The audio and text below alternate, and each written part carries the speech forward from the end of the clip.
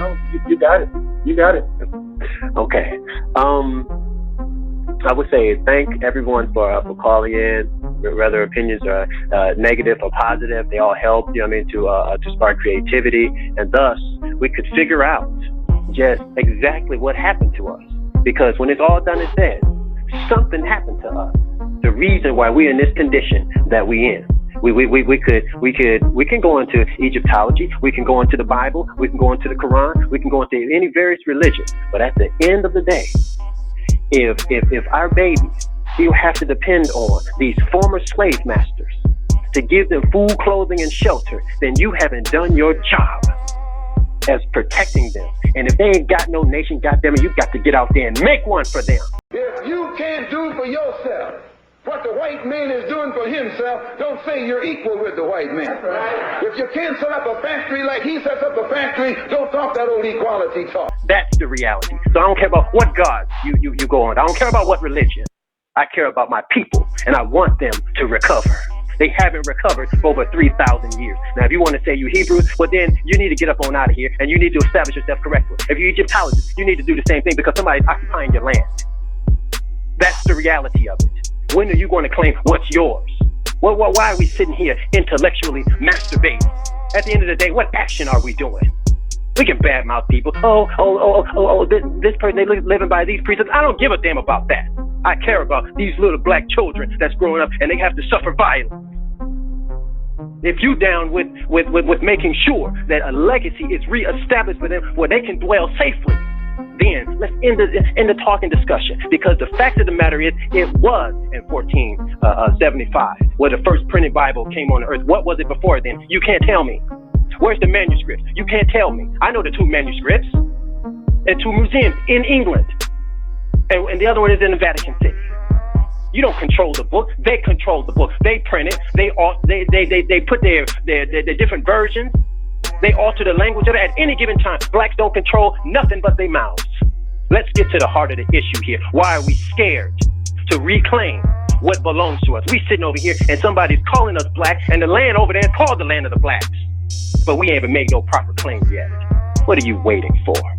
It don't belong to nobody but you. But you want to be everything else but yourself. I'm done with all the arguing. I'm done with all the debate. Ain't no debates. The proof is already shown. The very white people that you hate, and I'm going to quote one, that you love them so much. And don't tell me you don't love them. You have to live by their rules. If you need some medical care, you got to go to them. If you need a job, you got to go to them. You need education, you got to go to them. So they can't be the devil and the God at the same time because they blessing you. Something is wrong here. Something is terribly wrong here. No. Well, I'm not going to cut you off. I'm going to give you the floor. My interruptions instead of 5 seconds, instead of 15 will be fine. We do love white people. Go ahead. Okay. So with that said, something is terribly wrong. They can't be the devil and the God at the same time. They can't be the people of God one day and then the devil the next. Something is wrong with it. I think that what's wrong here is he said it right. It's a heart condition. You did something. You are different than all these other peoples in the world. You were the first people. You were the chosen people. And you in this condition is because you turned against the laws of Ma'at. That is what it is. So when you look at the 10 Commandments, you're looking at the laws of Ma'at. You're only looking at 10 of them.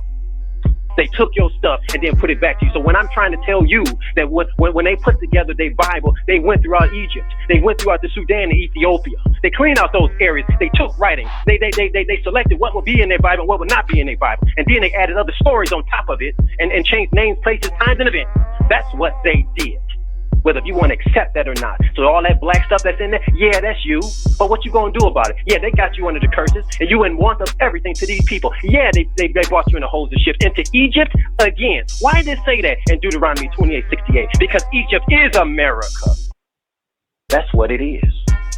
See? That's what they never taught you. So you confused. You thinking that Egypt is over on the other side. People didn't name that Egypt. Egypt, you living in Egypt. With the flying eagle. Swift as the eagle flies, it says. And when they come, they will have a strange continent. They will speak a strange language, and they will take you to a land that you ain't never seen before. That Egypt is America, whether you like it or not. Now you can go into Freemasonry. If I'm lying, go into Freemasonry. The religion of all the presidents and people of high esteem. find out what they call America. They call it Egypt. Egypt is not what we named Kemet. That's false. Keep it Kemet. This is Egypt, and you are in bondage. So you're looking for a man like Moses, and there's none other but Aknad. That's the Moses of your text.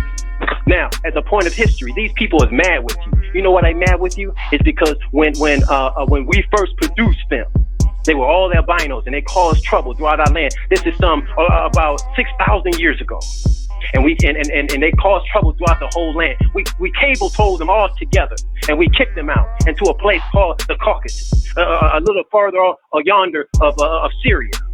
And when they came out of their icebox, they was mad as hell, and they came down about 4,000 years ago, and they were angry. And this is when they first tried to invade, and they called themselves the Hyksos, the so-called Hebrews. Then after that, once we kicked them out, then some remnants of them, of Khazaria, they built themselves up. They sent their rabbis down up in there to learn. Once they learned, this is like the 12th century AD. We totally confused. We had been conquered by the Assyrians. We had been conquered by the Romans and the Greeks. And then the Arabs got on our ass too. All because we turned our backs on Ma'at and we wasn't living in truth. See, when you're living in truth, it should be very simple life. Those principles of the fruit of the Spirit, that's what living in truth is. It's very simple. It ain't a bunch of religious dogma, all these prayers and all. No, ain't none of that. It's about living correctly to those laws of Ma'at. It's 42 of them. And if you deviate from one, you deviated from them all. And the reason why we came in this condition is because we are the children of the ancestors, and they had already chosen us to uphold these laws and be an example to the rest of the world. And we turned our backs on them. We wanted to be like everybody else and mix in with all their cultures, religions, bow down to their gods, human sacrifices. We were doing all that kind of stuff, just like these other nations. And these other nations at one time, they respected you because you was the people of the highest civilization that the world has ever seen, still to this day. And you failed because you followed that which was inferior to you. That's what happened to you. And they took you into the holds of ships and brought you here to the Americas and making sure that you never recover. So when you looking at that Bible, and I want you to understand this from this day forward, when you looking at that Bible, all that black stuff in there, yeah, it's you. But what you gonna do about it? What you gonna do about it? Yeah, it's you. They took your stuff and they put their ethnicity on it. They changed the names of people. No, there was no Abraham. Because anybody that's listening to me, if you know that there's no Abraham, then there's no Isaac, then there's no Jacob. And if there's no Jacob, there's no 12 tribes of Israel. And if there's no 12 tribes of Israel, there's no Judah. And if there's no Judah, there's no David. If there's no David, there's no Solomon. There's no Solomon, there's no Jesus. That's what it comes all down to. Because Jesus is Serapis, the image of Ptolemy Soter the first. They got you worshiping a European. And when you worship the Europeans, you're going to think that the European people is the people of God. And haven't you thought all this time that they were the people of God? And you are in fear of them. And they keep you here in bondage. They ain't going to let you go. They ain't going to let you go because they're afraid. Just like it's written right there in the text. Because if in the book of Exodus, if they let you go, that you're going to join along to a foreign enemy of theirs, and you might come back to pay them back for what they did to you. You are the people that's been in bondage for 400 years, as that book is talking about. Ain't nobody else in the annals of history ever did what we did.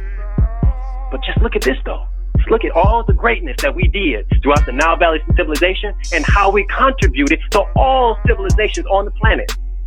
And just think, while we suffering here as slaves and now second-class citizens, did you know that based on the inventions of blacks in America and the Americas and the invention of the ancient Egyptians, that the world cannot function had it not been for us? We're the same people. We're the same people. If you want to accept it, you ain't no damn Hebrew. You ain't no Israelite. Forget it. Those people didn't exist back then. I'm saying that you were the ancient Amarnian that was chosen. And those laws, those blessings and curses, they were spoken from the mountain of Akhenaten. That's right in the middle of Egypt. That's the man that chose you and his wife, Akhenaten and Nefertiti.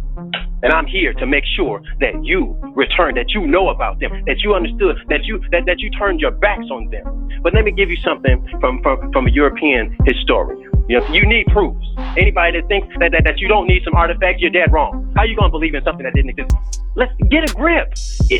It's a total another people. Now, if you flip the name of the people, simply as this, then that would mean then that okay, if I'm not the Israelites, well then who am I? What all this stuff is about? If I'm telling you what it's about, why are you trying to go against that? What you should do is go and study. Because didn't it say right there in your Bible that you believe? Study and show yourself approved.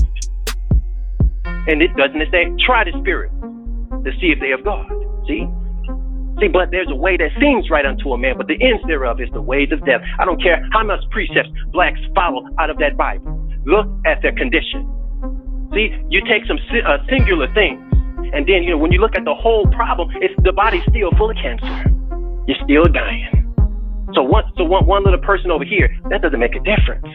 Because the sister is right. It takes a village. If we ain't standing up together collectively and doing the right thing, then we're not doing it at all. Because we know what it says right there in the curse of Leviticus 26. See, until we apologize to the ancestors for what we did and turning our backs on them and upholding somebody else's system and somebody else's, believing in their religions and their God, it does make a difference who you serve. Because if you was walking down the hallway, and your name is Mike, and I'm calling you John, are you going to turn around? Hell no, if you're the only one walking down the hall, why would you turn around? That's not your name. Don't you think that that's the name it is with the Creator? Now, all of you say that these gods are real, they can hear. If they can hear, then they got names. If they got names, then they got gender. So if somebody call you out of your name, why would you turn around?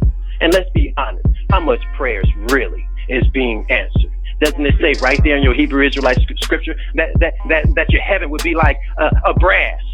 Meaning those prayers don't reach up into that. Why? Because since you turned your backs on the ancestors, your ancestors turned their backs on you.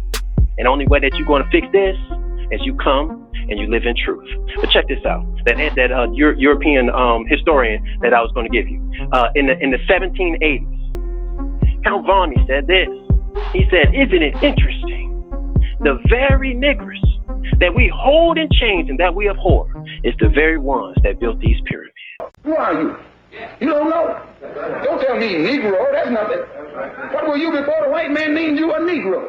And where were you? And what did you have? What was yours? What language did you speak then? What was your name? It couldn't have been Smith or Jones or Bunch or Powell. That wasn't your name. They don't have those kind of names where you and I came from. No, what was your name? And why don't you now know what your name was then? Where did it go? Where did you lose it? Who took it? And how did he take it? What tongue did you speak? How did the man take your tongue? Where is your history? How did the man wipe out your history? What did the man do to make you as dumb as you are right now? Check that out. So we got several accounts. I can line up accounts for you about who and what we are. Why are we scared of accepting who and what we are? We ain't none of these other fake nationalities. It's fictitious. We're afraid to accept who we are because that means that we got a lot of responsibility. That means that we did something. Now we have to fix the problem. We got to repair the damage. And repairing the damage would mean the salvation of the world. That's what it means. And they don't want you to ever recover. They know the laws of reciprocity, what goes up, what comes down, There's a point in time for everything given under the sun. Nation rises, nation falls. So they knew one day you will come to remembrance. And when you come to remembrance, what did they already have prepared for you? As soon as we start asking questions, oh no, we found y'all in the jungles of Africa with bones within your nose. And they knew that was a lie because of our great achievements and what we have already done. How are you going to build and lay out the diagram of Washington, D.C. without aerial planes? How are you going to do that unless you did great building in past times? We those people. How are thy gang members?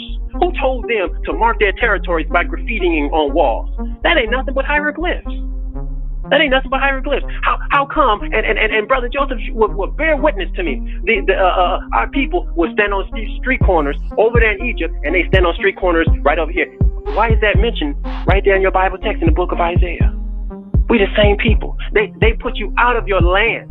They even told you that there was two kingdoms of Israel, one of Judah and one of Israel, right? There ain't no two kingdoms like that. You're talking about upper and lower Kemet. See, they took everything that belonged to you and moved it out of place.